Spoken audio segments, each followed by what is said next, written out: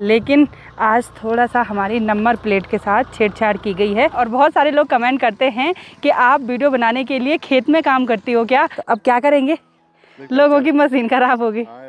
उजाड़ तो नहीं जाए उस दिन लोगों के कमेंट आए थे कि आप प्रीति का खेत क्यों बोल रहे हो, क्या आपका बंटवारा हो रखा है? सबसे पहले आप सभी को मेरा प्यार भरा नमस्ते। मेरा नाम है प्रियंका तिवारी और आप सभी का स्वागत है देवभूमि उत्तराखंड के केदार घाटी के इन खूबसूरत पहाड़ों से। दिन के लगभग 1:30 बजे का टाइम हो गया है। सुबह से मौसम काफ़ी सुहावना है, अच्छी सी तेज़ धूप खिली हुई है और आज धूप की चमक काफ़ी तेज़ महसूस हो रही है। अभी मेरी तैयारी हो गई है अपने त्रियुगीनारायण गाँव के एक छोटे से मोहल्ले किमाड़ा मोहल्ले में जाने की, यानी कि अभी मैं अपने पुराने वाले घर में जा रही हूँ। वहाँ पे आज बहुत ही मेहनत भरा काम होने वाला है और अभी तक हमने लंच भी नहीं किया और प्रीति ने हमको लंच बना के भी तैयार कर रखा है। तो चलिए खूबसूरत सफ़र में एक बार आगे बढ़ते हैं। आज तेज़ धूप खिली हुई है तो यहाँ गौशाला साइड सभी लोगों ने अपनी गाय भैंस को अंदर बांध रखा है।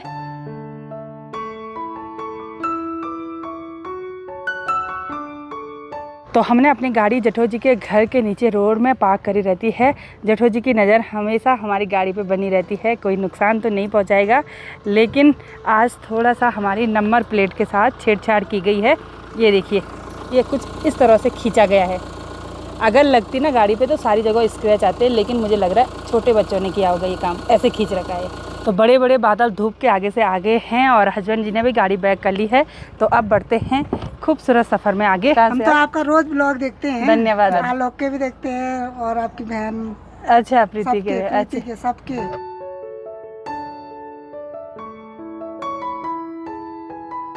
आगे बढ़ते हुए हम किमाड़ा के नीचे रोड में पहुंच गए हैं और हमने सड़क किनारे अपनी गाड़ी पार्क कर ली है। अब हमको यहां से थोड़ा सा चढ़ाई पर चढ़ना होगा और अभी ठंडी ठंडी हवा भी चलने लगी है। यहां से थोड़ा सा सोनप्रयाग मार्केट भी दिखाई देता है और किमाड़ा के नीचे रोड में पहले सुनसान माहौल बना रहता था, लेकिन अब यहाँ पे लोगों ने अपनी ज़मीन पर कॉटेज वगैरह, लॉज वगैरह बनाने शुरू कर दिए हैं। यहाँ नीचे देखिए एक बड़ा सा लॉज बना हुआ है और इधर साइड भी झाड़ियों की कटिंग वगैरह करी हुई है और यहाँ पर भी कॉटेज बन के तैयार हो रहे हैं।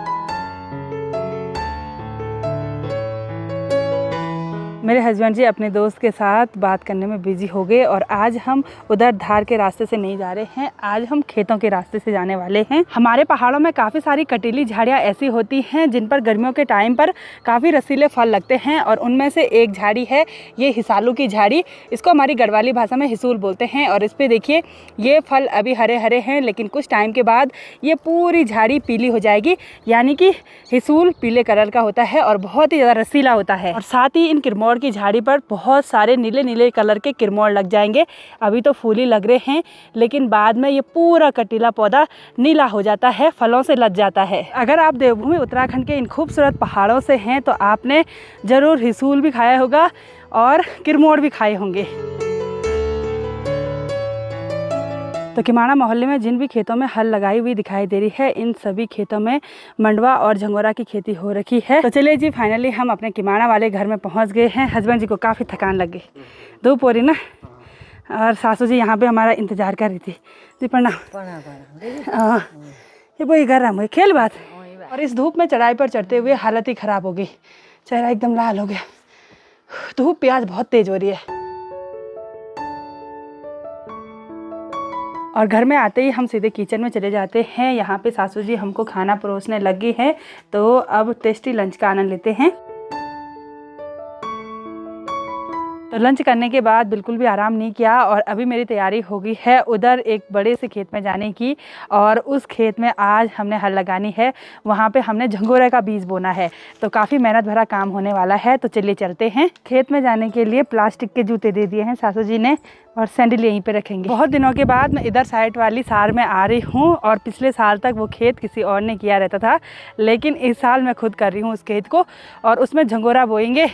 और इधर साइड सभी लोगों ने अपने खेत में बीज बो दिए हैं और शायद मेरा ही खेत बचा हुआ है। तो चलिए जी, फाइनली हम अपने खेत में पहुंच गए हैं और रोज़ की तरह हमारी मदद करने के लिए बालेश्वर और अवजीत भी खेत में पहुंच चुके हैं ट्रैक्टर के साथ। और ये ट्रैक्टर हम त्रिजुगी से अपना नहीं लेके आए हैं, ये ट्रैक्टर है हमारे पड़ोसियों का। अब तो घर घर में सभी के पास ट्रैक्टर हैं। इसको पिलाना पड़ता है तेल, बैल की आफत दूर हो गई। तो अब ये बड़ा सा खेत है, इसमें हल लगानी है। काफ़ी सारी जगहों पे पत्थर भी हैं और कहीं पे अगर कांटे वगैरह होंगे तो उनको भी काटना पड़ेगा।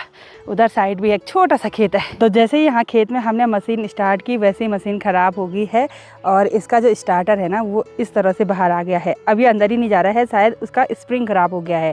तो अब क्या करेंगे, लोगों की मशीन ख़राब होगी। चला भी नहीं, एक मिनट स्टार्ट की थी वो अंदर ही नहीं गया। ये देखो पता नहीं कैसे हो गया ऐसे। अभी अवजीत और बालेश्वर चले गए हैं उनके घर पे जिनसे हमने मशीन मांगी थी और वहाँ से चाबी वगैरह लानी है मशीन को खोलने के लिए। और कभी कभी ऐसा भी होता है लोगों की चीज़ खेत में लाए और अचानक से ख़राब हो गई। तो बालेश्वर पानी लेके आ गया है और अवजीत चाबी लेके आ गया है। चाबी नहीं थी बोला पहले मना किया ना, हाँ, फिर चाचा ने फ़ोन किया, उसके बाद तब चाबी मिल गई थी। तब चाबी मिल गई थी। अब इसको खोलते हैं एक बार। नहीं हाँ, ये तो सबका होता है वैसे तो। ख़राब हो जाता है ना ढीला पड़ जाता है ना, जो अंदर की स्प्रिंग है वो हो जाती है। अच्छा, स्प्रिंग ख़राब हो जाती है। तो अब इसको खोलेंगे। और एक प्यारा सा डॉगी जो हमारा स्वागत कर रहा था ना, ये यहाँ खेत में आ रखा है। हेलो हेलो गुन्नू, ये देखो सीधे सो भी गया। और इसके गले पे टाइट तो नहीं हो रखा होगा? नहीं, टाइट नहीं है। तो अभी हस्बैंड जी अपनी पुप्पू जी के साथ बात करने में बिजी हो गए हैं। पुप ससुर जी ग्वीर बन रखी हैं आजकल। पुप ससुर प्रणाम। ठीक स्वास्थ्य गौर फोन ठीक चिन कौ चिन तुम आगा उजाड़ तो नहीं जाए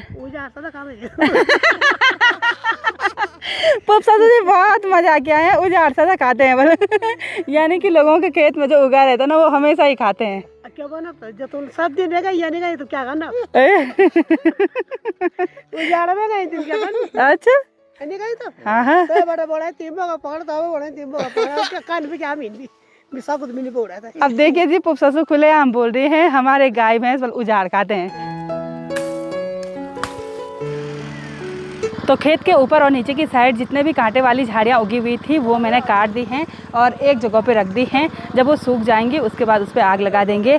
और अभी मशीन भी स्टार्ट होगी है, थोड़ा सा हल भी लगा दी है। और बैलों से हल लगाते तो हमने एक बार हल लगाने के बाद बीज बोना था। मशीन से हल लगा रहे हैं तो पहले मेरे को बीज बोना पड़ेगा। तो अब इस पूरे खेत में झंगोरे का बीज बो लेते हैं। तो बीज बोने के बाद अवजीत हल लगा रहा है और अब मेरा काम है इस बड़ी सी कुदाल से खेत के नीचे की साइड और ऊपर की साइड की खुदाई करना। एक्चुअली ऐसा होता है कि नीचे नीचे हल नहीं लग पाती है और हमको मिट्टी को ऊपर फोल्ड करना होता है। खेत में काम करते हुए थोड़ा बहुत तो आफत आती है और बहुत सारे लोग कमेंट करते हैं कि आप वीडियो बनाने के लिए खेत में काम करती हो क्या। तो मैं उन सभी से कहना चाहूँगी कि कभी आइए हमारे पहाड़ों में और मेरे साथ खेत में आके तो देखिए, तब आपको पता लगेगा कि वीडियो बनाने के लिए खेत में काम करती हूँ या खेत में काम करते हुए वीडियो बनाती हूँ। तो आइएगा ज़रूर आप त्रियुगीनान में। तो चलिए जी, अभी प्रीति भी आ गई है शाम की गर्मा गर्म चाय लेके। Thank you so much Preeti, welcome. और साथ में कुदाल भी लेके आई है। शायद मेरे साथ काम करने का इरादा है इसका। थोड़ा बहुत, ये ज़्यादा बाबा, नहीं। थोड़ा बहुत। अच्छा, तो चाय पी लेते हैं, थकान भी लग गई बहुत भयंकर। और अंगलियों में देखो प्रीति दर्द भी होने लग गया। मेरे खुद ही हो रहा उस दिन से। अच्छा, और बहुत सारे लोग कमेंट करते हैं कि आप अलग अलग खेती कर रहे हो। जैसे हमने आलू लगाए थे ना उस खेत में, उस दिन लोगों के कमेंट आए थे कि आप प्रीति का खेत क्यों बोल रहे हो, क्या आपका बंटवारा हो रखा है। तो आप सभी लोगों को बता दूं, ये वाला खेत मेरा है, प्रीति के खेत भी इधर साइड है। और जब मेरी सासू जी बीमार हुई थी ना, अगर आप हमारे डेली व्यूअर होंगे तो आपको पता होगा कि 1-2 साल पहले जब मैंने ब्लॉग बनाना शायद स्टार्ट ही किया था, तब मेरी सासू जी की बहुत भयंकर तबीयत ख़राब हुई थी। वो बहुत दिनों तक हॉस्पिटल में रहे थे, उनके लंग्स में इन्फेक्शन हो गया था। तो उनको उस टाइम ऐसा लगा कि शायद मैं मरने वाली हूँ, होता है बुजुर्ग आदमियों का। तो उन्होंने क्या किया, अपने मतलब चारों बेटों को बंटवारा दे दिया था, यानी कि खेत वगैरह दे दिए थे। ऐसे घर में अलग अलग नहीं हो रखे थे, सिर्फ खेती बाड़ी। मतलब उन्होंने सोचा कि बाद में ये लड़ाई झगड़े ना करे। तो हम खेतों में भी नहीं गए थे। सासू जी ने, जैसे इसको डडली का खेत बोलते हैं, एक ऊपर की डडली है, एक ये वाली है। तो सासू जी ने लाइन से ऐसे बच्चों को बोल दिया था कि ऊपर वाला उसके हिस्से का, बीच वाला इसके हिस्से का। तो होता ही है क्योंकि बुजुर्ग बहुत इमोशनली सोचते हैं, तो उन्होंने हिस्से कर दिए थे। तो जिस दिन से उन्होंने ऐसे बंटवारा किया उस दिन से सभी, मतलब जितने भी बहुएँ थी, सिर्फ ये नहीं आ रखी थी। तो इसके हिस्से के जो खेत थे ना वो हमारे पास ही सौंपे हुए थे। तो वो बोला कि जो भी खेती करेगा अपने अपने खेत करना और साथ में प्रदीप के खेत भी कर देना।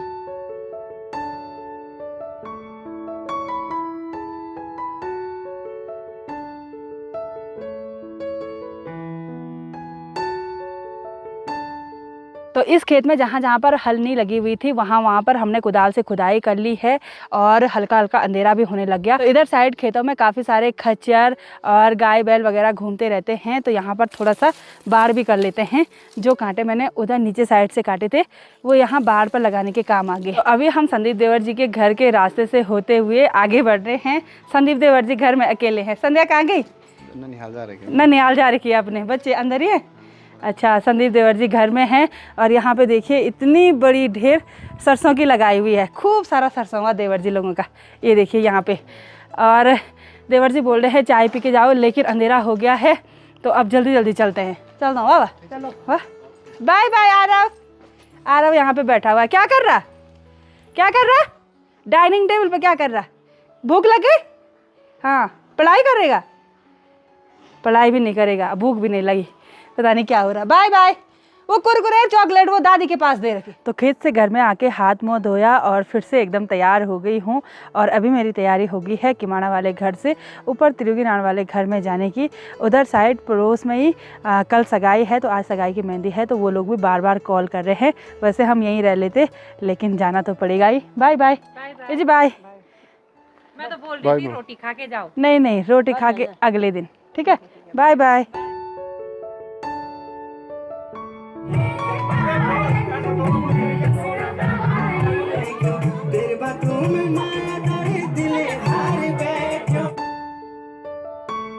सगाई वाले घर से फाइनली मैं अपने घर पे भी पहुंच गई हूं। और वैसे खेत में करके आज काफ़ी थकान भी हो गई थी, लेकिन फिर भी सगाई की मेहंदी में शामिल होना बहुत ही ज़्यादा ज़रूरी था, क्योंकि वो हमारे रिश्तेदार भी हैं और साथ में गांव के भी हैं और प्रधान होने के नाते मुझे जाना ही पड़ता है।